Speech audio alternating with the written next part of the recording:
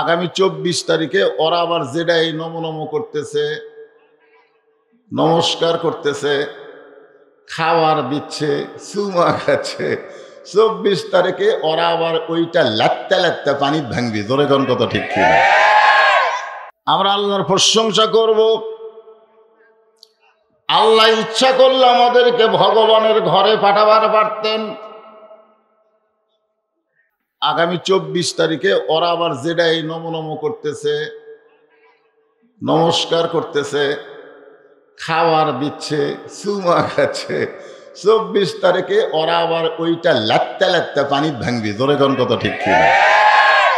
আমি এক হিন্দুরে বলছিলাম, কে রে ভাই, এত সম্মান করলা, চুমা খেলা, নমস্কার দিলে, মাথা নত করলে, তারে আবার লাত্তা লাত্তা পানি ভাঙবো কে? তখন বলতেছে, হুজুর আমাকে ধর্ম এইরকম, যাকে সম্মান করে তাকে আবার লাগতেই। আপনারা বলেন এটা একটা ধর্ম? এই জন্য আল্লাহ কোরআনে বললেন, ওয়ামান ইয়াবতাগি গায়রাল ইসলাম দীনান ফালাই ইউকবালা মিনহু। ইসলাম ছাড়া অন্য কোন ধর্ম তোমরা যদি গ্রহণ করো, আল্লাহ বলেছে লা ইউকবালা মিনহু, সেইটা কখনোই কবুল করা হবে না। আল্লাহর কাছে একমাত্র ধর্মের নাম কি? আর সেই ইসলামের মধ্যে আল্লাহ আমাদেরকে মুসলমান হিসাবে কবুল করেছেন। প্রশংসা করব কার? কত দয়া! রূহের জগতে আল্লাহ যখন আমাদের প্রশ্ন করেছিলেন, আলাস্তু বিরব্বিকুম, আমি কি তোমাদের রব নই? আমরা তখন বলেছিলাম বালা। বালা। যারা রূহের জগতে আল্লাহকে রব বলে স্বীকার করেছে, কেবলমাত্র সেই রূহগুলোকে আল্লাহ মুসলমানের ঘরে জন্ম দিয়েছে। এখন আসেন আল্লাহর প্রশংসা করার 2 নম্বর কারণ। আছেন আমার মুক্তার, আছেন আমার বারিস্টার, শেষ বিচারের হাইকোর্টেতে শেষ বিচার। কোন বিচার? শেষ বিচারের হাইকোর্টেতে তিনি আমায় করবেন পার, আমি পাপী রাসূল জাবিন্দার। আমাদের কোনো টেনশন নাই। আমরা যত পাপী হয়ে মারা যাই না কেন, যদি ঈমানের সাথে মরতে পারি, আমাদের রাসূল ওকালতি করে, বারিস্তারি করে, সুপারিশ করে আমাদেরকে জান্নাতে পৌঁছে দিবে। আল্লাহ রাসূল বলেছেন যে আমার একজন গুনাহগার উম্মত, কয়জন? একজন গুনাহগার উম্মত যতক্ষণ জান্নাতে ঢুকবে না, আমি রাসূল ততক্ষণ জান্নাতের ভিতরে ঢুকব না। আমাদের ভাগ্য ভালো না খারাপ? হ্যাঁ। আল্লাহ যেদিন হাকিম হয়ে আমাদের আসামি করে বিচার শুরু করবেন। আল্লাহ কোরআনে বলেন, ইয়া আইয়ুহান নাসু তাকু রাব্বাকুম ওয়াখশাউ ইয়াওমান লা ইয়াজজি ওয়ালিদুন আন ওয়ালাদিহি ওয়ালা মাউলুদুন হুয়া জাযিন আন ওয়ালিদিহি শাইয়া। সেদিন মা তার সন্তানকে চিনবে না, বাবা তার সন্তানকে চিনবে না, সন্তান তার মা বাবাকে চিনবে না। সেই কঠিন হাসরের ময়দানে মানজাল্লাযী ইয়াশফা ইনদাহু ইল্লা বিইজনিহি, আল্লাহ তাআলা আমাদের নবীকে সুপারিশ করার সুযোগ দিয়া দিবে। সেই কঠিন মুসিবতের দিন আমাদের নবী আমাদের হাত ধরে ধরে জান্নাতে পৌঁছে দিবে। এমন একজন নবীর উম্মত হওয়াতে খুশি না বেজার? তাহলে জবান খুলে আরেকবার বলি আলহামদুলিল্লাহ। আল্লাহর প্রশংসা করার 3 নম্বর কারণ হলো এই যে কোরআনের তাফসীর শুনবেন। ছেলেরা ইচ্ছা করলে গান বাজনা করতে পারতো, ঠিক কিনা কোন? এখন বাংলাদেশের ছেলেরা তো নষ্ট হয়ে গেছে। বিশেষ করে এই হাতে হাতে মোবাইল আসার পরে এরা এমন পর্যায়ে পৌঁছে গেছে, স্বয়ং জিবরাইল আলাইহিস সালাম যদি এসে ওয়াজ করে, ওয়াজ দিয়া এই যুবকদেরকে আর ভালো করার কোনো চান্স নাই। আমরা যত ওয়াজ করি, আমাদের ওয়াজ দিয়ে আপনাদের ঘরের যুবক কোনোদিন ভালো হবে না। এই যুবকদেরকে ভালো করতে গেলে একটা ঔষধ আছে, সে ঔষধ প্রয়োগ করতে হবে। সে ঔষধের নাম হলো অনুনাজ্জিলু মিনাল কুরআনি মা হুয়া শিফাউ ওয়া রাহমাতুল লিল মুমিনিন। এই কোরআনে আল্লাহ নাজিল করেছেন, যার বাংলা অর্থ হলো সব সমস্যার সমাধান দিতে পারে আল কোরআন। আপনারা কি আমার সাথে বলবেন কোরআনের পক্ষে কি স্লোগান দিবেন? সব সমস্যার সমাধান আল কোরআনের আলো, ঘরে ঘরে না, আল কোরআনের আলো আপনারা বলবেন সব জায়গায়, কোনো জায়গা বাদ থাকা যাবে না। বাদ থাকবেন? আল কোরআনের আলো দুনিয়ার মুসলমান লিল্লাহে তাকবীর। দুনিয়ার মুসলমান, আমাদের বাংলাদেশে যারা আওয়ামী লীগ করে তারা কি এই মাহফিলে নাই? যারা বিএনপি করে তারা কি নাই? যারা জামাত ইসলাম করে তারা কি নাই? যারা পীর মুরিদি করে তারা কি নাই? তাহলে কি বোঝা গেল? শুধু কোরআনের মাহফিল হওয়ার কারণে সব দল যদি এক সামিয়ানার তলে বসতে পারে, যেদিন কোরআন দিয়ে বাংলাদেশ চলবে সেই দিন বাংলাদেশে আর কোনো দল থাকবে না, সব মুসলমান এক দল হয়ে যাবে। ধরে কোন কথা ঠিক কিনা? কিছুদিন আগে আমি আসরের নামাজ পড়ার জন্য মসজিদে ঢুকতেছি, কিন্তু ঢুকে দেখি মসজিদে 3 মুসল্লি। ধরে কোন কয় মুসল্লি? নামাজেরও সময় হয়ে গেছে, কিন্তু 3 মুসল্লির মধ্যে কোনো হুজুর নাই।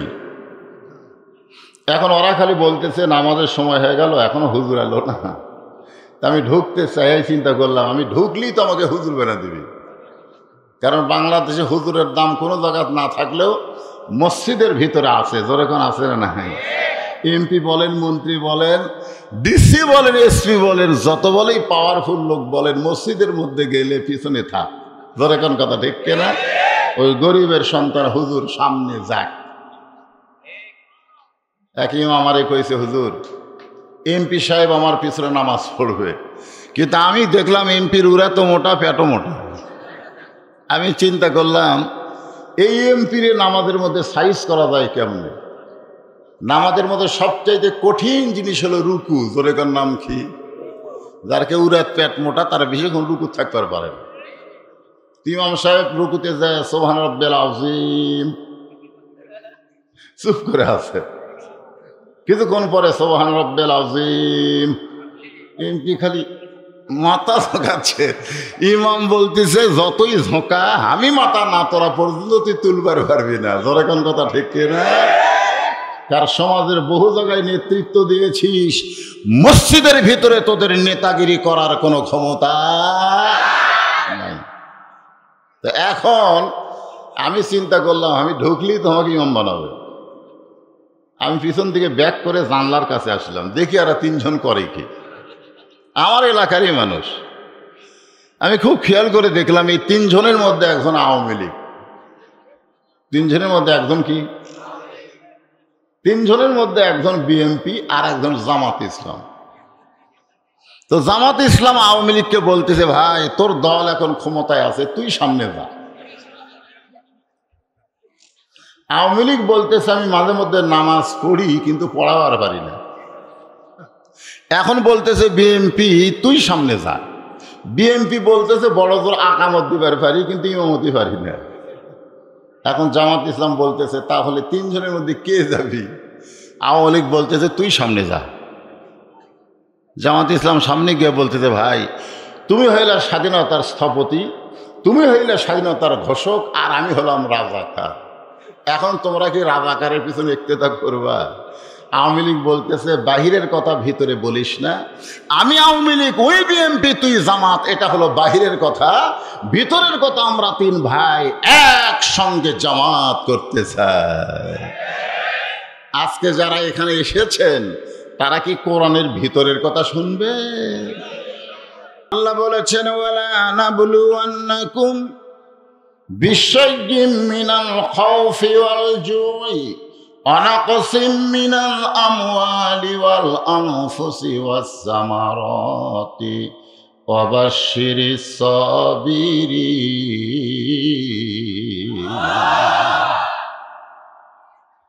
জয়পুরহাট জেলার নাম শুনছেন? ওখান থেকে এক মুয়াজ্জিন আমাকে মোবাইল করে বলতে, হুজুর আপনি কেমন আছেন? বর্তমানে বাংলাদেশের সবচাইতে বড় বিপদে আছে হুজুরেরা। ধরে খান কথা ঠিক ছিল। তো আমাকে জিজ্ঞাসা করতে যে হুজুর আপনি কেমন আছেন? তা আমি কইলাম আলহামদুলিল্লাহ। আমি বললাম মুয়াজ্জিন ভাই আপনি কেমন আছেন? কয় নাউজুবিল্লাহ। আমি কইলাম নাউজুবিল্লাহ কেন? বলে হুজুর আজান হচ্ছে, আকামত হচ্ছে, কিন্তু ইমাম নাই। কি হচ্ছে? আজান হচ্ছে, আকামত হচ্ছে, ইমাম নাই। তা আমি কইলাম ইমাম না থাকার কারণ কি? বলে ইমামকে পুলিশ খুঁজতেছে, ইমাম যে কোন জায়গায় লুকাছে আমরাই আর পাচ্ছি না। আমি বললাম তোমাদের গ্রামের সবচাইতে খারাপ লোক কি ইমাম সাহেব, যাকে পুলিশ খোঁজে? মুয়াজ্জিন বলতে যে হুজুর আমাদের গ্রামে সুদেলু আছে, ঘুষালু আছে, চোর আছে, বাটপার আছে, দালাল আছে, এদের কাউকেই পুলিশ খোঁজে না, ইমামকে খুঁজতেছে। তা আমি এখন বললাম মুয়াজ্জিন ইমামের দোষ কি? ইমাম সাহেব মুয়াজ্জিন বলতেছে হুজুর ইমামের যে কি দোষ আমি তো জানি না। আমি বললাম তোমাকে জানা লাগবে, কারণ তুমি আজান দাও, আকামত দাও, ইমাম সাহেব তোমার আকামতে মেহরাবের মধ্যে যায়, আর সেই ইমামকে পুলিশ খোঁজে, তোমাকে খোঁজে না। কি দোষ ইমামের? একটু তদন্ত করো। 3 দিন পর আমাকে মোবাইল করে বলতেছে হুজুর ইমামের মারাত্মক দোষ। কি দোষ? মারাত্মক দোষ। সেই মারাত্মক দোষটা কি? বলে ইমাম শুধু মসজিদকে আল্লাহর ঘর বিশ্বাস করে না, গোটা বাংলাদেশকে আল্লাহর বিশ্বাস করে। শুধু মসজিদ ভালো রাখলে হবে না, মসজিদের আইন গোটা বাংলাদেশে চালু করতে চায়। আর মসজিদের আইন দেশে চালু করতে গেলে আল্লাহর একটা দল বাংলাদেশে আছে যারা মাঠে ময়দানে কোরআনের শাসন চায়। গোপনে গোপনে ইমাম সাহেব তাদের দল করে, আর এই খবর কে যেন থানা দিছে, তখন থেকে পুলিশ ইমামকে খুঁজতেছে। এখন কি বুঝবেন? কি বুঝলেন? যে আয়াতে কারিমা তেলাওয়াত করলাম তার বাংলা অর্থ কি? তার বাংলা অর্থ হলো বিপদ আপদ মুসিবত নানা কিছু দিয়ে আল্লাহ মুমিনদেরকে পরীক্ষা করবে। জোরে কোন কথা ঠিক কি না?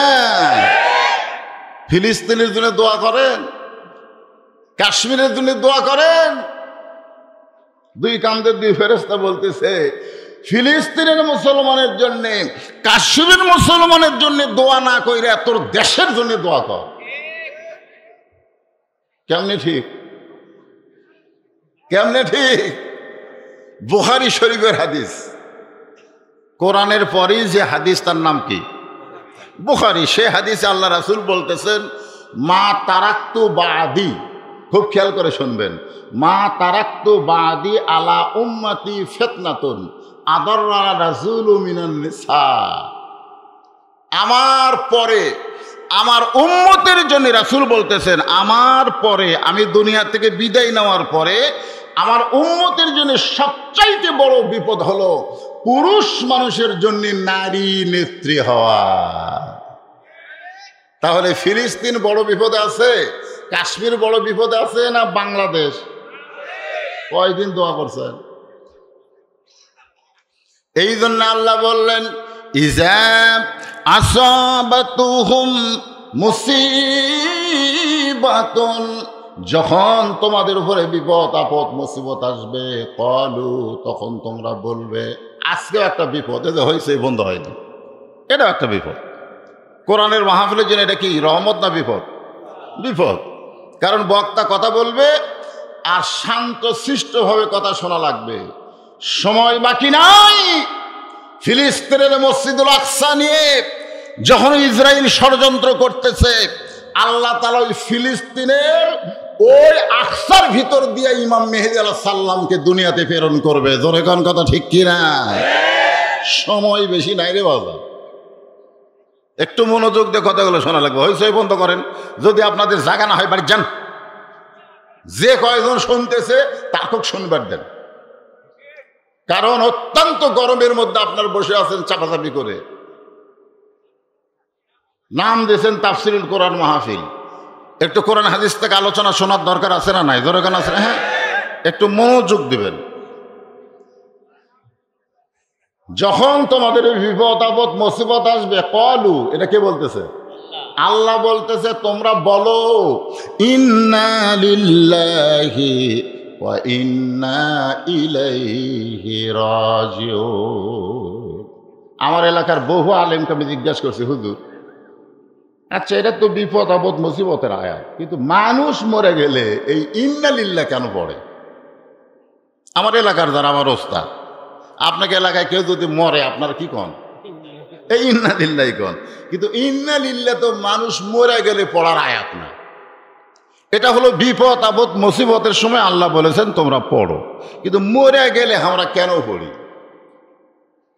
আমি অনেকগুলো তাফসির খুঁজে দেখছি, কিছু কিছু তাফসির কারক বলেছেন মানুষের জীবনে মরাটাই হলো সবচাইতে বড় বিপদ। কিন্তু ইমাম গাজ্জালি রহমতুল্লাহ আলাইহি, যাকে বলা হয় হুজ্জাতুল ইসলাম, ইসলামের দলিল, তিনি বলেছেন একজন মুসলমানের জন্য মরাটাই হলো সবচাইতে বড় রহমত।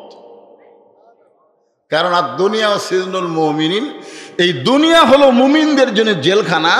এই জেলখানা থেকে যদি মুসলমান মুক্ত হতে চাও তাহলে ঈমানের সাথে মুসলমান হয়ে তোমরা মারা যাও।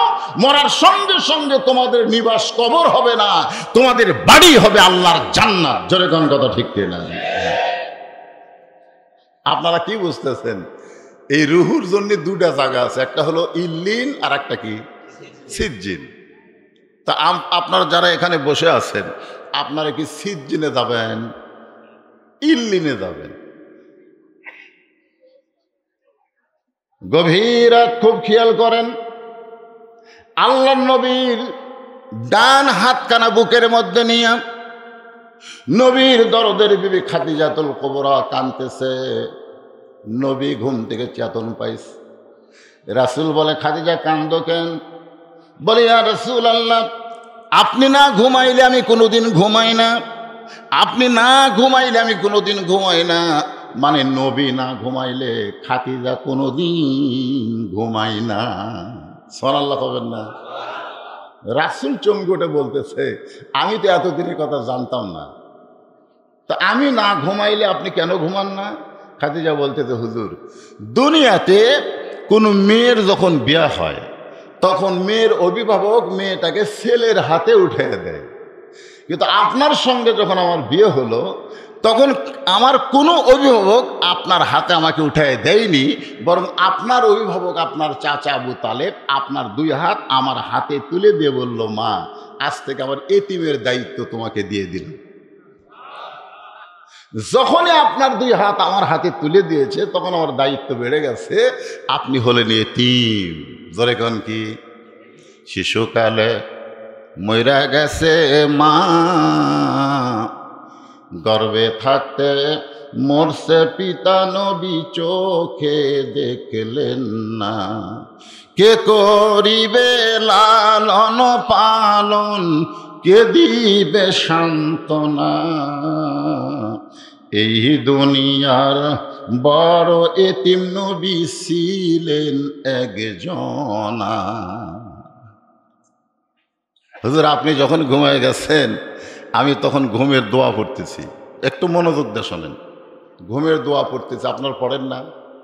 আল্লাহুম্মা বিইসমিকা পড়েন, আল্লাহুম্মা বিইসমিকা আমুতু আমুতু ওয়া আহিয়া। বলেন তো, এই যে আরবিতে যে দোয়াটা পড়লেন এর বাংলা অর্থ কি? শোনেন, খালি এই দোয়াটার বাংলা অর্থ যদি আপনারা বুঝতে পারতেন তাহলে এশার নামাজ বাদ দিয়ে আপনারা ঘুমাতে পারিতেন না, গান শুনতে শুনতে আপনার কানে ঘুম ধরতো না, তওবা করে কাঁদতে কাঁদতে আপনি ঘুমায় যেতেন। জোরে কান কথা ঠিক কিনা? কতগুলো লোক আছে এশার নামাজ বাদ দিয়ে ঘুমায়। কে রে, ঘুমের মধ্যে যদি মরণ হয়? দুনিয়ার কত মানুষ তোমার জানাজা দিলে তুমি বেহেশতে যাবা? রাসূল বলেছেন, মান তারাকা সালাতু মুতাম্মিদান ফাকাদ কাফারা। ইচ্ছা করে এক ওয়াক্ত নামাজ যারা বাদ দিল তারা আর বান্দা থাকলো না, তারা কাফের হয়ে গেল। কেরে যুবকেরা, যারা মাহফিল দিছে, যারা মাহফিল দিল, এই যে আদর্শ ইসলামী যুব সংঘ, এই যুব সংঘদের আমি বলতেছি, তোমরা কি এশার নামাজ পড়ছে? আপনি সব মাশাআল্লাহ। কারণ বছর অন্তরে একবার ইসলামী মাহফিল দিলে হবে না, তো হবে। মুসলমানের সবচাইতে বড় বেকায়দা হলো নামাজ না পড়া। কারণ রাসূল বলেছে লা সালাতা লা ঈমানা, যার নামাজ নাই তার ঈমানই নাই। আচ্ছা আপনারা বলেন তো, এটা কি সাধারণ কথা? যার রোজা নাই তার ঈমান নাই, যার হজ নাই তার ঈমান নাই, যার যাকাত নাই তার ঈমান নাই, এ কথা রাসূল বলে নাই। রাসূল বলেছে যার নামাজ নাই তার ঈমান নেই। বাইনাল আবদি ওয়াল কুফরি তরকুস সালাত, বান্দার কাফেরের মধ্যে পৃথক করার জিনিস তার নামই হলো নামাজ। যারা নামাজ পড়েননি আমি তাদের জোরহাত করে বলতেছি, আজকের মাহফিলে আপনারা নিয়ত করেন ফজর থেকে বাকি জীবনে একটা ওয়াক্ত নামাজ বাদ দেব না। এই নিয়ত করার সঙ্গে সঙ্গে অতীতে যে নামাজ আপনি পড়েননি সমস্ত বেনামাজি নামাজ না পড়ার গুনাহ আল্লাহ মাফ করে দিবে। এ নিয়ত কি করা যায়? হ্যাঁ। মসজিদ একতলা থেকে দোতলা হচ্ছে, এত মুসল্লি হুজুর জায়গা হয় না। ফজরের খবর কি কয় এক কাতারি হয় না। জোহরের খবর কি কয় বাজারে গেছে। আসরের খবর কি কয় কাজ কাম করতেছে। মাগরিবের খবর কি কয় ফজরও যা মাগরিবও তাই। এশার খবর কি কয় হুজুর কোনো মতে এক কাতার। মসজিদের মধ্যে আছে কয় কাতার? কয় 9 কাতার। তো 9 কাতারের এক কাতারই মুসল্লি হয় না, তো দোতলা করবো কেন? বলে হুজুর ওই যে জুমার দিন সবার শেষে আগে যায়, ওই শালাকের জন্য দোতলা করা লাগতেছে। রাগ করা কথা ওই শালা, আসলে ওরা শালা না, এরা হচ্ছে ফাওয়াইলুল লিল মুসাল্লিন। এরা নামাজিরা, নামাজি নয়, আল্লাহর সঙ্গে ঠাট্টা করার জন্য সপ্তাহে একদিন আসে। জোরে কোন কথা ঠিক কিনা? এরা আল্লাহর সঙ্গে ঠাট্টা করে, সবার শেষে এসে আগে যায়। সবচাইতে বড় বিপদ মুসলমান দাবি করার পরে যারা নামাজ পড়ে না, এর চাইতে বড় বিপদ আর দুনিয়াতে নাই। জোরে কোন কথা ঠিক কিনা? হ্যাঁ। খাদিজাতুল কুবরা বললেন, এ রাসূলুল্লাহ, আমুতু আহইয়া যখনই উচ্চারণ করেছি সঙ্গে সঙ্গে আমার বড় কষ্ট হয়।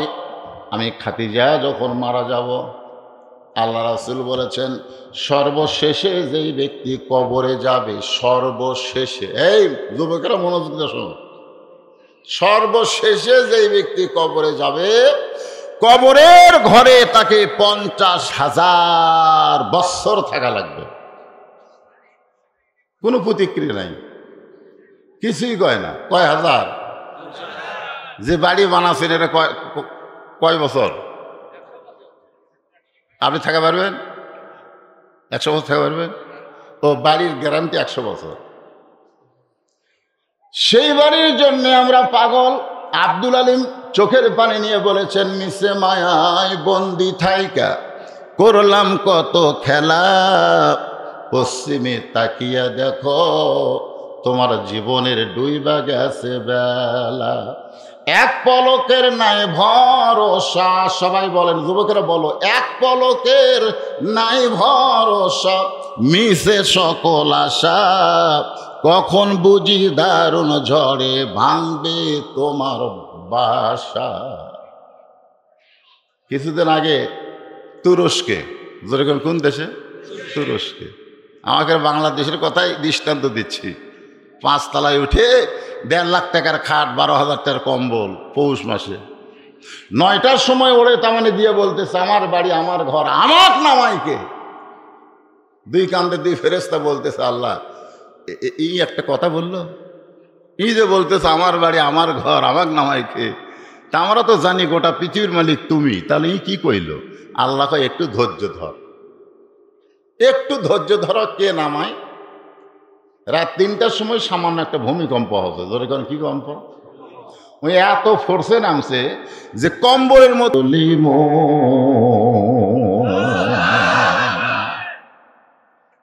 খাদিজাতুল কুবরা বলে, রাসূলুল্লাহ, চোখ বন্ধ হওয়ার সঙ্গে সঙ্গে অন্ধকার কবর আমার সামনে হাজির হলো।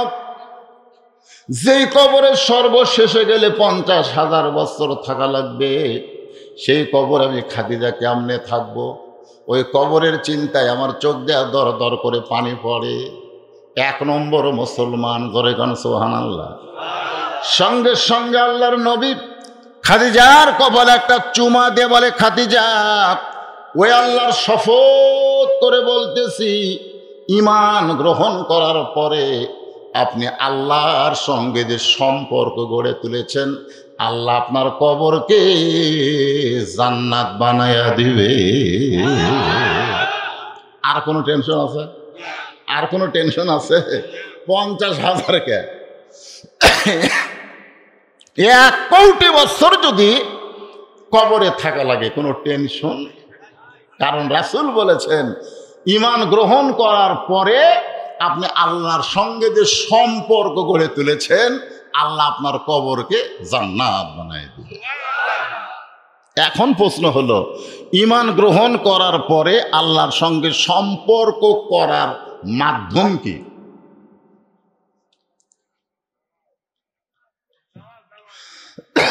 ঈমানের কলেমা পড়া লয়, ঈমানের কলেমা পড়া হয়। যুদ্ধের সময় আমার এলাকার অনেক হিন্দুরাও ঈমানের কলমা পড়ছে। আমার এলাকার হিন্দুরা পাকিস্তান আর্মি দেখলি লা ইলাহা ইল্লাল্লাহ, লা ইলাহা ইল্লাল্লাহ, আর্মিরা বলতো বিলকুল ঠিক হয়, ঠিক হয়, ঠিক হয়। 9 মাস পরে যখন দেশ স্বাধীন হলো, তখন এক হিন্দু আমাকে বলল, বাবা, মুসলমানের কলমার দাম আছে। আমি কেন, আপনি হিন্দু হয়ে মুসলমানের কলমার দাম কেমনে বোঝেন? বলে, যুদ্ধের সময় এই কলমার জিকির করছি, আমরা গুলির থেকে বাঁচে গেছি।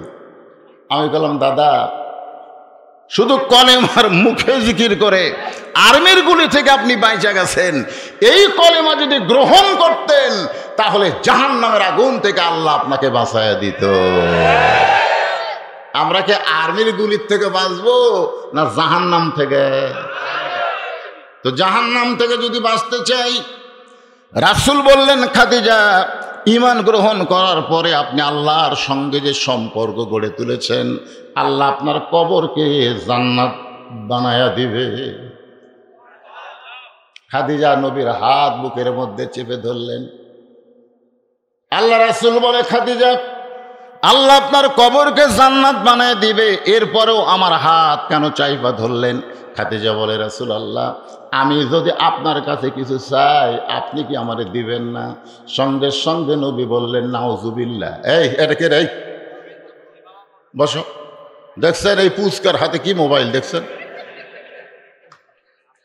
হায় হায় রে, আমার এলাকার এক ছোট বাচ্চা কান্দে, তো হুজুর একটু ফুঁফা দেন তো। ফুঁফা দেয়া কান্না থামে না। 1-1 মাস পরে হুজুর পানি পড়া দেন, সূরা ফাতিহা, সূরা নাস, ফালাক পড়ে দিলাম, থামে না। একদিন ওর মারে কইলাম, খবর কি, কার কান্দে না? তো কোন দোয়ায় কান্না বন্ধ হলো? কর বাপ একটা মোবাইল কিনে দিছে। এখন যখনই কান্দে মোবাইল চালু করে দেয়, মোবাইল দেখে ওর কান্না থামে, মোবাইল দেখে ওই ভাত খায়, মোবাইল ছাড়া খায় না। আপনাকে এরকম ছেলে আছে? মোবাইল দেখে আর খায়। সর্বনাশ, সর্বনাশ। এখন বুঝতেছেন না, একদিন আপনি কাঁদবেন, কিন্তু তখন কোনো লাভ হবে না। এখন যদি মোবাইল দেখবার চায়, ঠাস করে এই কানের তলে একটা চড় মারবেন, এক চড়ে, আর মোবাইল দেখবার চাবে না, ওই ভালো হয়ে যাবে। হ্যাঁ, ছোট মানুষ মোবাইল নিয়ে ঘুরতেছে, বক্তাক ভিডিও করতেছে।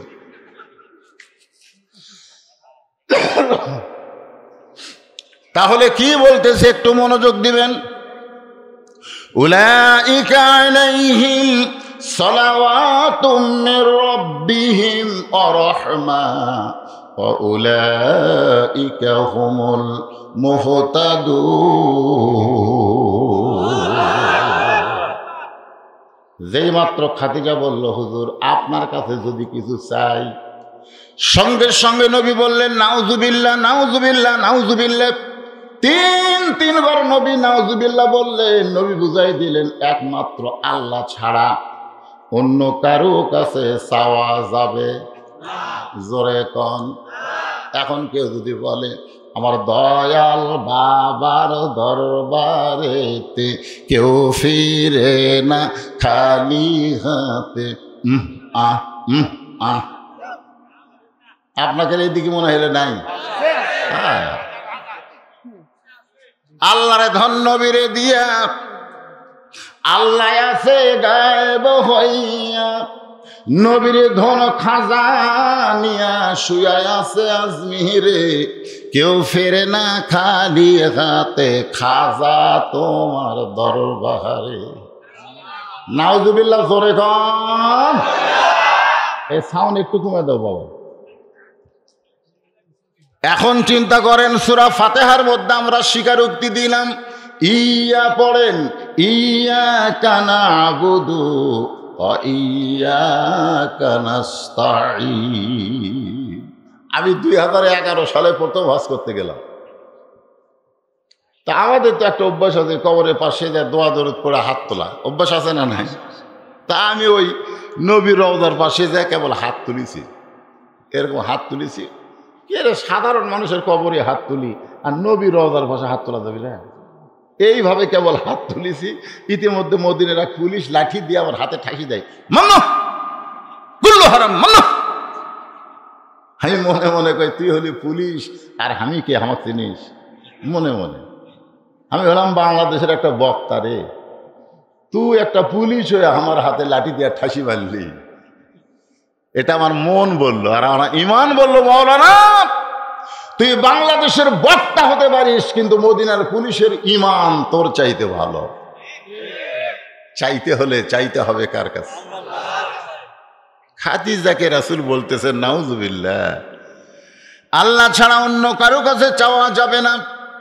খাদিজা বলে, রাসূলুল্লাহ আপনার কাছে আমি যা চাই তা যদি আল্লাহ দিবার না পারে, তাহলে আল্লাহর কাছে আমি কেমনে চাবো? নবী চমকে উঠছে, নবী চমকে উঠছে যে আমি আপনার কাছে যা চাবো তা যদি আল্লাহ দিবার না পারে তাহলে কেমনে চাবো? আল্লাহ রাসূল বলেন, খাদিজা আল্লাহ দিবার পারে না এ কথা কোনো মুমিনের মুখ দিয়ে আসে না। খাদিজা বলে, হুজুর মনে করেন আপনাকে বুঝাচ্ছি, আপনার সাথে আমার বিয়ে হয়নি। গভীর রাত্রে তাহাজ্জুদ পড়ে আমি আল্লাহ বলতেছি, আল্লাহ খাদিজার পেটে একটা বাচ্চা দাও। তাহলে আল্লাহকে আমার পেটত বাচ্চা দিবে? রাসূল বললেন, দিবার পারবে কিন্তু দিবে না। কারণ একজনকে দিয়াই তো বিপদ পড়ছে। একজনকে স্বামী ছাড়া পেটত বাচ্চা দিছিল, তার নাম হলো মরিয়ম। যেরকম তার নাম কি? এই মরিয়মের বাচ্চা হওয়ার পরে সমস্ত লোকজন সন্দেহ করছে জাকারিয়া নবীকে। যেরকম কাকে? সবাই যখন জাকারিয়া নবীকে আক্রমণ করলো, তখন জাকারিয়া দৌড়ায় আর বলে, আল্লাহ কাম করলে তুমি আর পিটন খামো আমি। আল্লাহ বললেন, জাকারিয়া আমি আদমকে বাপ মা ছাড়াই দুনিয়াতে পাঠাইছি, ঈসাকে বাবা ছাড়া দুনিয়াতে পাঠালাম, কিয়ামত পর্যন্ত আর কোনো বিবির গর্ভে স্বামী ছাড়া সন্তান আসবে না। কিয়ামত পর্যন্ত এটা বাদ হয়ে গেছে। যদি আল্লাহ এটা না বলতো তাহলে বুবলি, পরিমণি, অপু সরকার এরকে বিয়ে কবে হলো আমরা জানি না, তবে বাচ্চা আমরা সবাই দেখছি। ধরে কোন কথা ঠিক কি? এই 14ই ফেব্রুয়ারি ভ্যালেন্টাইন ডে বাচ্চা পেটে নষ্ট করা লাগতো না। ধরে কোন কথা ঠিক কি না? একটা মেয়ে বাচ্চা হলে যদি সবাই বলে, তোর পেটত বাচ্চা কোথা থেকে আসলো? তা আল্লাহ দিছে। হ্যাঁ আল্লাহ দিছে, তার দলিল কি? মরিয়মের পেটত গাইনি? তখন সবাই বলতো হতেও পারে। আল্লাহ নবী বললেন, খাদিজা আল্লাহ দিবার পারলেও দিবে না। খাদিজা বললেন, নবীজি আমি আপনার কাছে যা চাইবো তা আল্লাহ দিবার পারবে না। নবী বললেন, কি চাও? বলে, 1 নম্বর চাও হলো গারে হীরা। গারে হীরার মধ্যে 3 বছর সাধনা করে আপনি আল্লাহর কোরআন পেয়েছেন। সুবহানাল্লাহ। কোরআনের 5টা আয়াত আল্লাহর নবীর উপর প্রথম নাজিল হয়েছে। রে যুবকেরা মনোযোগ দিয়ে শোনো। প্রথম শব্দ হলো ইকরা বিইসমি রাব্বিকাল্লাযী খালাক। খুব মনোযোগ দিয়ে শুনবেন। খালাকাল ইনসানা মা আলাক মিন আলাক। একটু মনোযোগ দিবেন। আল্লাহ তাআলা প্রথম শব্দ বললেন ইকরা, ইকরা মানে পড়ো। এখন নবী বললেন জিবরাইল আমি কি পড়বো? জিবরাইল তুমি শুধু পড়তে বলতেছো, আমি কি পড়বো? তুমি পড়তে বললে আমি পড়বো না। জিবরাইল বলতেছে ইয়া রাসূলুল্লাহ আমি আপনাকে পড়তে বলতেছি না, আল্লাহ বলতেছে বিইসমি রাব্বিকাল্লাযী খালাক, যে আল্লাহ আপনাকে সৃষ্টি করেছে সেই আল্লাহর নামে পড়েন। নবী বললেন আমার কোনো আপত্তি নাই, আমার সমস্ত উম্মতকে আমি বলে যাচ্ছি যেই কোরআন যেই পড়া আমার উপর আল্লাহ নাজিল করেছে সেই কোরআন পড়া তোমাদের সকলের জন্য ফরজে আইন। নামাজ পড়া যেমন ফরজে আইন, কোরআন শিক্ষা করা প্রত্যেকটা পুরুষ এবং নারীর জন্য ফরজে আইন। আজকে বাংলার যুবকেরা যদি কোরআনের জ্ঞান থাকতো তাহলে যুবকেরা এই হারে নষ্ট হবার পারত না। জোরে কোন কথা ঠিক কি না? আজকে কিশোর গ্যাং হয়ে গেছে, কিশোরেরা পর্যন্ত গ্যাং হয়ে গেছে। আসার সময় দেখলাম একই বয়সের ছেলেরা ঘুরতেছে। এরা কি করবে ভবিষ্যতে? একটু মনোযোগ দিয়ে শোনেন। আমি যে আয়াতে কারিমা তেলাওয়াত করেছি ইজা আসাবাতুহুম মুসিবা, বিপদ আপদ মুসিবত কিন্তু আমাদের ঘরে ঘরে এসে গেছে। জোরে কোন কথা ঠিক কি না?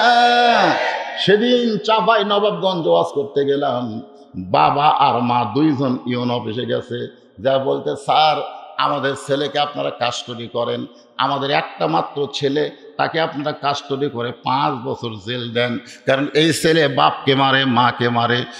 স্যার বলতে টিওনো বলতে যে কেন মারে? বলে ইয়াবা খায়, হেরোইন খায়, ফিন্ট্রিল খায়, গাঁজা খায়, দিবার না পারলে বাপ মাকে মারে। আমাদের ছেলেরা যেভাবে নষ্ট হওয়ার পথে চলতেছে যে কোনো মুহূর্তে বাপ মার গায়ে হাত তুলবে। জোরে কোন কথা ঠিক কি না? রে যুবকেরা শোনো, একটু মনোযোগ দিয়ে শুনবা। খাদিজা বললেন রাসূলুল্লাহ ওই যে গাড়ি হীরার মধ্যে 5টা আয়াত আপনি পেলেন, আসার পরে আপনি দুনিয়াতে চলে এলেন, আর গাড়ি হীরায় কোনোদিন গেলেন না। আমি খেয়াল করে দেখেছি ওই জুব্বাটা, যেই জুব্বা পরা অবস্থায় আপনার ওপর কোরআনের আয়াত নাজিল হলো, এই জুব্বাটা আপনি যত্ন করে রাইখা দিয়েছেন। আমি যখন মরে যাব ওই কোরআন নাজিল হওয়ার জুব্বাটা আমার কাফনের কাপড় হিসাবে দিয়া দিবে। ওগো নবীজি, আমার 2 নম্বর চা হলো আপনার পবিত্র হাত দিয়া, আপনার পবিত্র হাত দিয়া আমার দেহখানা কবরের ঘরে নামায় দিবেন। আমার 3 নম্বর চাওয়া হলো কবরে যাওয়ার পরে সবাই মাটি দিয়ে যখন ফেরত আসবে এমন সময় 2টা ফেরেশতা আল্লাহ কবরে পাঠায় দিবে। জোরে কোন কয়টা? 2টা ফেরেশতা কবরে পাঠায় দিবে। মুনকির নাকির আসিয়া যখন জিজ্ঞাসা করিবে দিন কি তোমার মাবুদকে, বা তখন কি বলিবে? সবাই বলেন ফেরেশতা আসিয়া যখন জিজ্ঞাসা করিবে দিন কি তোমার মাবুদকে, বা তখন কি বলিবে? সবাই বলেন আল্লাহ বিনে নাই রে মাবুদ। বলেন না কেন?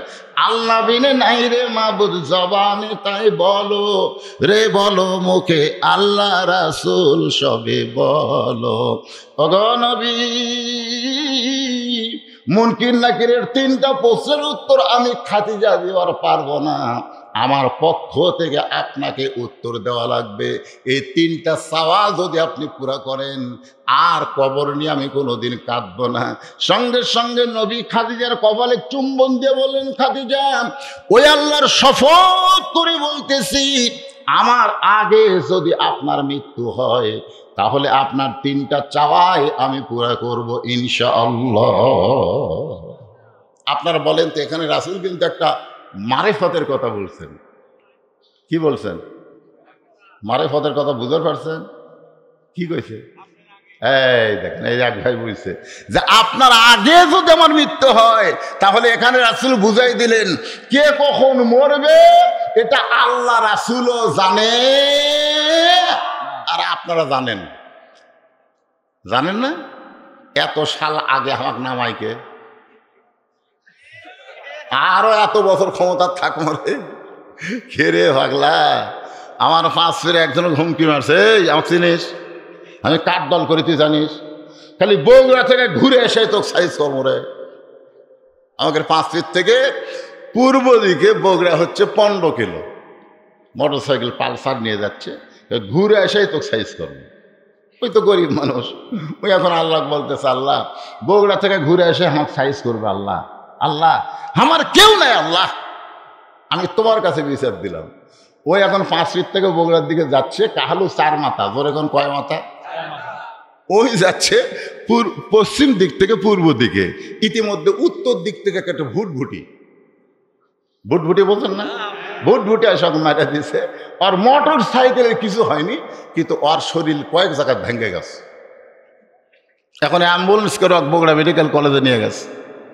ওই এখন বিকেল বেলায় 250 গ্রাম আঙ্গুল নিয়ে দেখতে গেছে, যাই দেখে হাত পা সব ব্যান্ডেজ করে তুলছে। বলতেছে, ভাই ঘুরে যাই আমার সাইজ করবে চাইছি না, আঙ্গুর খাও। তখন কান্দের বলে, ভাই রে ভাই রে, তোকে সাইজ করবার চাইছি আমি, আর আমার সাইজ করলো কে? মশান কম করে মারেন, মশান কম করেন। মানুষ হিসাবে কোনো ক্ষমতার অহংকার দেখাবেন না, সব ক্ষমতার মালিক আমার আল্লাহ। জোরে কোন কথা ঠিক কিনা?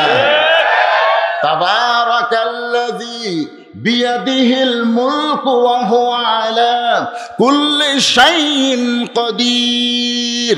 2 জন ধরে টেজে তুলে দেয়, মাজা ঠিক মতো খাড়া করবার পারে না, তারপরে 2 হাত দিয়ে ডাকে আর ক্ষমতা দেখায়, খেলা হবি খেলা হবি। জোরে কোন কথা ঠিক কিনা?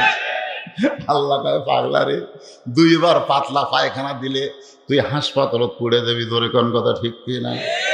অহংকারের চাদর কার হাতে? আরো জোরে বলেন, অহংকারের মালিক কে? আল্লাহ রাসূল বললেন, খাদিজা আমার আগে যদি আপনার মৃত্যু হয়, এ কথার দ্বারা রাসূল বুঝাইলেন কে কখন মরবে এটা আল্লাহর নবীও পর্যন্ত জানে না। মা খাদিজা দুনিয়া থেকে বিদায় নিলেন। আমার মায়েরা যারা পর্দার অন্তর আছেন, একটু মনোযোগ দিয়ে শুনবেন।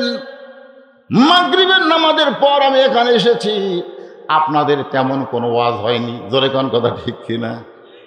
মাদের জন্য একটা আলাদা ওয়াজ করা লাগবে, কারণ আমার মায়েরা যদি ভালো হয়ে যায়, আমাদের যুবকগুলো ফেরেশতার মতন চরিত্র হয়ে যাবে। সুবহানাল্লাহ। এক মা বলতে যে, হুজুর আমার ছেলে তো বসে থেকে পেশাব করে না, খাড়া হয়ে করে, তা আপনি একটু দোয়া পড়ে দেন তো, ওই দিন বসে পেশাব করে। তা আমি এখন বললাম, কে রে বসিস না কেন? আমার দোষ লয় হুজুর, তো দোষ খা। আমি ওর মারে কইলাম, মা সত্যি করে বলো তো, তোমার এই বাচ্চা কি অ্যানালগ না সিজার করা?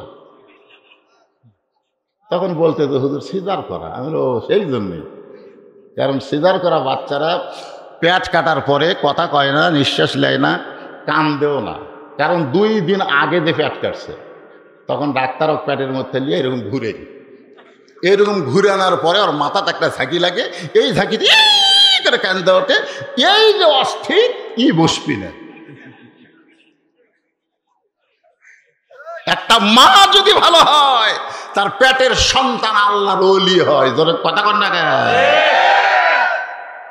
ও মা শোনেন, বাংলাদেশের কোনো ডাক্তার তার বউরে সিজার করায় না।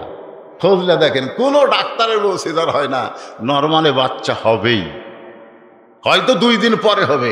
একটু প্রসব বেদনা লাগে, মা হবা, তোমার পায়ের তলে সন্তানের জান্নাত, আর তুমি একটু কষ্ট সহ্য করবে না? সামান্য ব্যথা, তখন স্বামী লিয়ে সিজার করে। বাংলাদেশের শোনেন, বাংলাদেশের কোনো ভালো ডাক্তার তার বউরে সিজার করায় না। বাংলাদেশের কোনো পীরের বউ মুরিদ হয় না।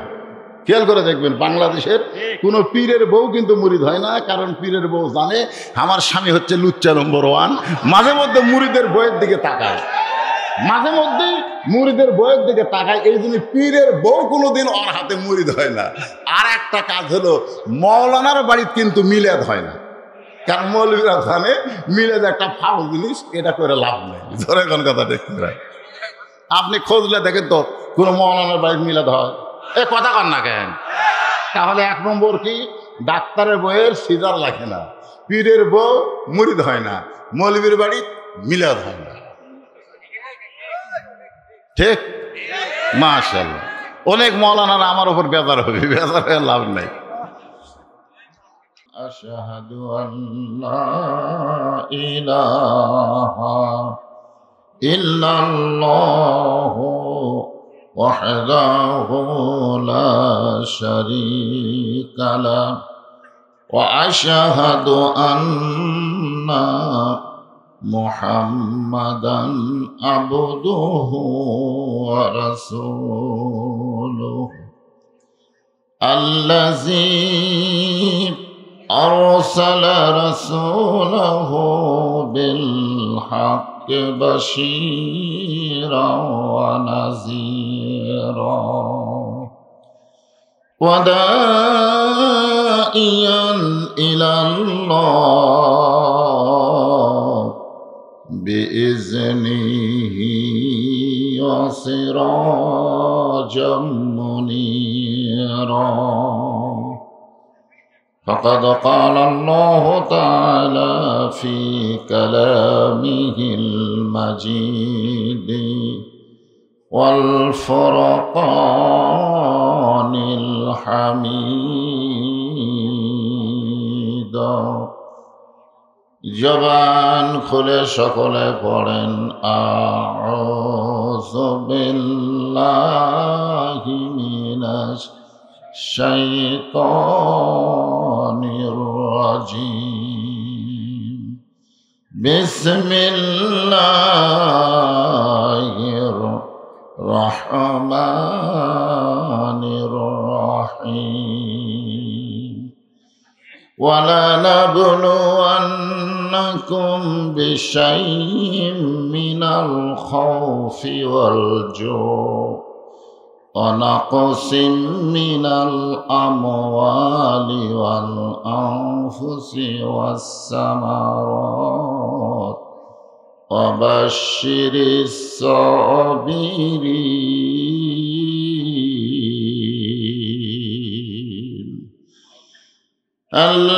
الذين إذا أصابتهم مصيبة قالوا إنا لله وإنا إليه راجعون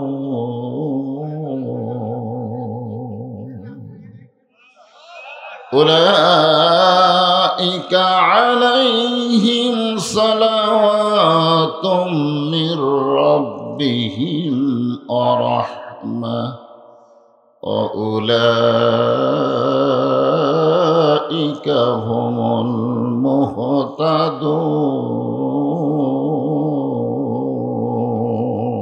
المهتدون إن الله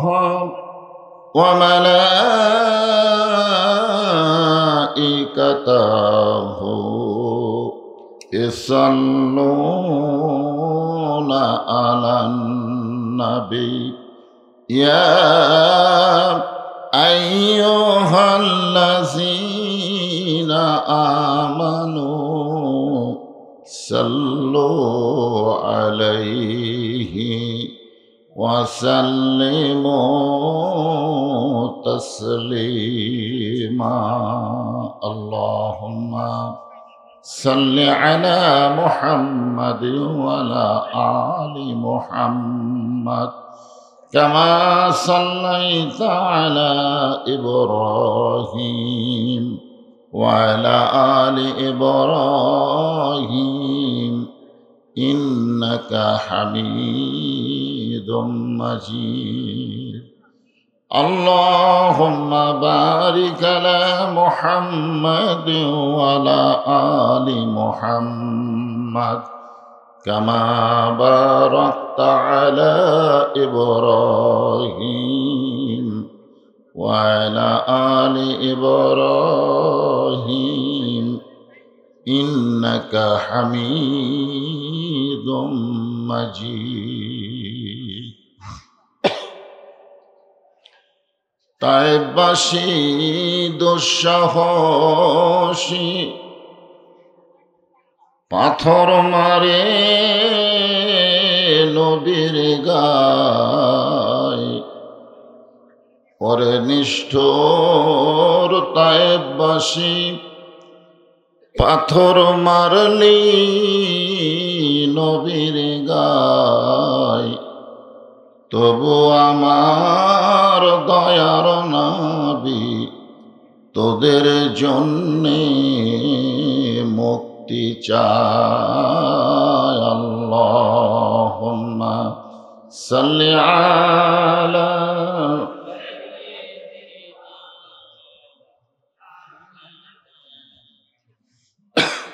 ওয়ালা আলি সাইয়্যিদিনা শফিআনা মশরিকে হুব্বে মুহাম্মদ সকলে বলি সাল্লাল্লাহু আলাইহি ওয়াসাল্লাম মতলায়ে দীওয়ানি মা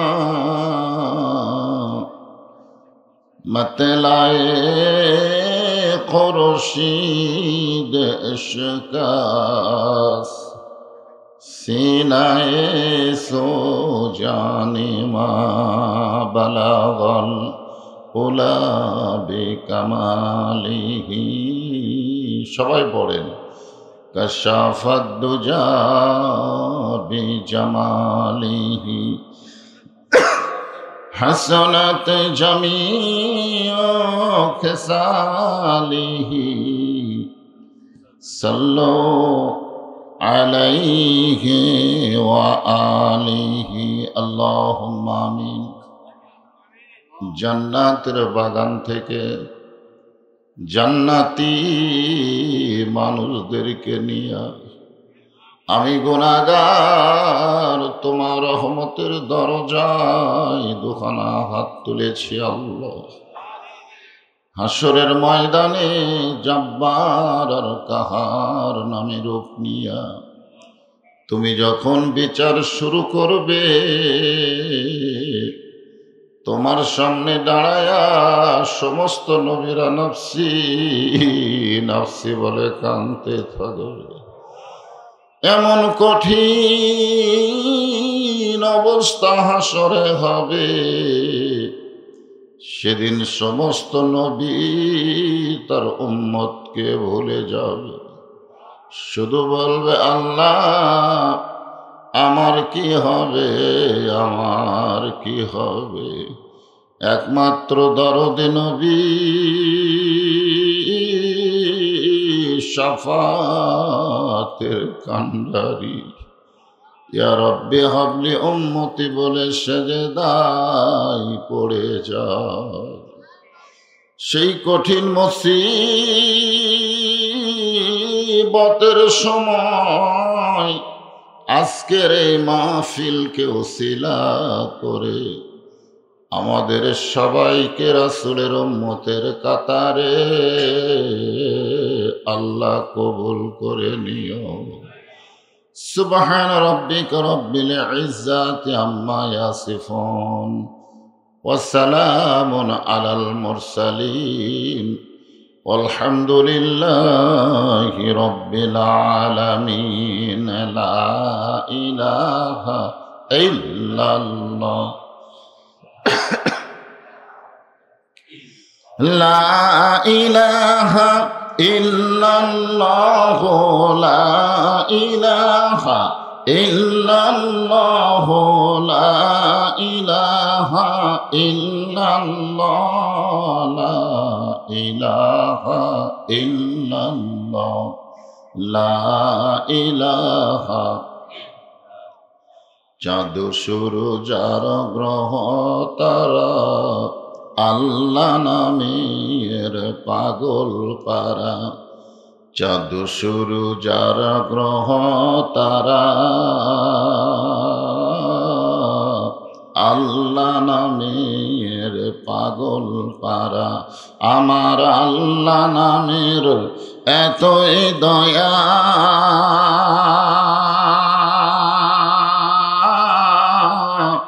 আল্লাহ নামের এতই মায়া লুকিয়ে রাখছেন হে আল্লাহ জোরে লা ইলাহা ইল্লাল্লাহ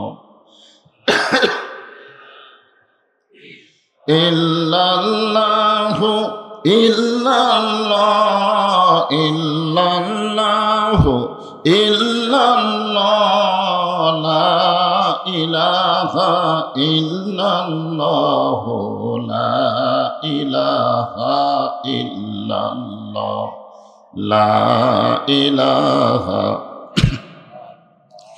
লা ইলাহা ইল্লাল্লাহু মুহাম্মাদুর রাসূলুল্লাহ।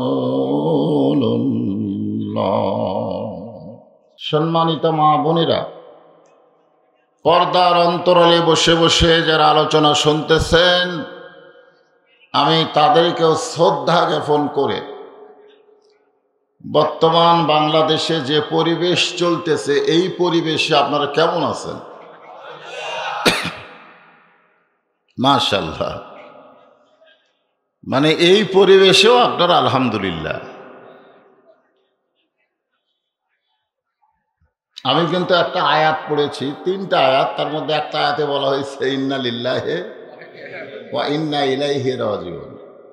এই আয়াতের আগে আল্লাহ বলেছেন ইজা আসাবাতুহুম মুসিবাহ, যখন তোমাদের উপরে বিপদ আপদ মুসিবত আসবে তখন তোমরা বলবে ইন্না লিল্লাহ। তো এখনো বাংলাদেশের উপরে বিপদ আপদ মুসিবত আসেনি, যার কারণে ইন্না লিল্লাহ পড়ার দরকার নাই, খালি আলহামদুলিল্লাহ। ঠিক কিনা? আজকে অত্র এলাকা থেকে আল্লাহ যিনাদেরকে কবুল করেছেন, এই জান্নাতের বাগানে বসেছেন, বিশ্বাস করেন যতক্ষণ পর্যন্ত কোরআন হাদিসের আলোচনা হবে ততক্ষণ পর্যন্ত এই জায়গাটা বেহেশতের টুকরা। আর বেহেশতের টুকরার মধ্যে বসা এটা সকলের ভাগ্যে সম্ভব না। আমি যখন রাস্তা দিয়ে আসতেছিলাম, ঠেলে ঠেলে আসতে হয়েছে, এত মানুষ রাস্তায়, দোকান দিয়েছে রাস্তায়, বাজার বসেছে রাস্তায়, ঠিক কিনা বলেন? আর আমাদের কতকগুলা যুবক ছেলে একটা সুযোগ পাইছে, কোরআনের মাহফিলের নামে ওরা বাড়ি থেকে বের হয়েছে, কিন্তু কোরআনের মাহফিলে ওরা বসতেছে না। এ না বসাটা ওদের দোষ না, ওদের দোষ নয়, আল্লাহ তাআলাই ঘোষণা করেছে মা সাবাকা মিন হাসানাতিন ফামিনাল্লাহ। বান্দা বান্দির দ্বারা যখন কোনো ভালো কাজ হয়, এ কাজ বান্দা বান্দি করে না, আমি আল্লাহ করাই। এ কথা কে বলেছেন? তাহলে কোরআনের মাহফিলে বসা এটা ভালো কাজ না খারাপ কাজ? তাহলে এই ভালো কাজে যারা বসেছেন, বিশ্বাস করেন আপনি বসেন নাই, স্বয়ং আল্লাহ তাআলা আপনাকে বসায়া দিছে। তো এখন এই আল্লাহর বসানো জায়গায় যারা আমরা বসে আছি, আমরা খারাপ থাকতে পারি? এই জন্য সকলেই আমার সঙ্গে বলেন রব্বানা লাকাল হামদ হামদান কাসীরান তাইয়িবান মুবারাকান ফীহি। এই মাইকওয়ালা ভাইকে রে, এই সাউন্ডকে চঞ্চল করে উঠে গেল, সাউন্ড কমায় দাও। আমরা প্রশংসা করলাম কার? দেখছি কোনোদিন? দেখছেন? না দেখা আল্লাহর প্রশংসা করতেছি। আল্লাহর প্রশংসা করার কারণ হলো বাংলাদেশে বহু জায়গায় পূজা হচ্ছে। ধরে কোন কি হচ্ছে? আগামীকাল আমার মাহফিল ছিল রাজশাহীতে, এই পূজার কারণে মাহফিল বন্ধ হয়ে গেছে। 90% মুসলমানের দেশে পূজা চলবে কিন্তু মাহফিল চলবে না। নাউজুবিল্লাহ কয়া কাম হবে? পূজা শুধু মণ্ডপে হচ্ছে না, প্রত্যেকটা মুসলমানের ঘরে ঘরে পূজা হচ্ছে, ঠিক কিনা বলেন? আপনি এশার নামাজ পড়ে বাড়িতে যান, বাড়িতে গিয়ে দেখেন আপনার ম্যাডাম স্টার জলসা জি বাংলা দেখতেছে, আর ওইটা দেখার কারণে হিন্দুদের পূজার বাদ্য মুসলমানের ঘরে হরি হরি লো লো করতেছে, ঠিক কিনা বলেন?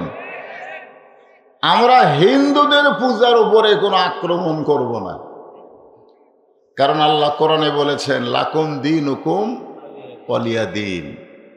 আল্লাহ অন্য জায়গায় বলেছে লা ইকরাহা ফিদ্দিন, বলে নাই? বলেছে ওরা পূজা করুক, অসুবিধা নেই, কিন্তু আমাদের ঘরের ভিতরে হিন্দুদের পূজার বাদ্য বাজবে আমাদের বইয়ের কারণে, এইটা অবশ্য আমাদেরকে বাধা দিতে হবে। জোরে কোন ঠিক কিনা?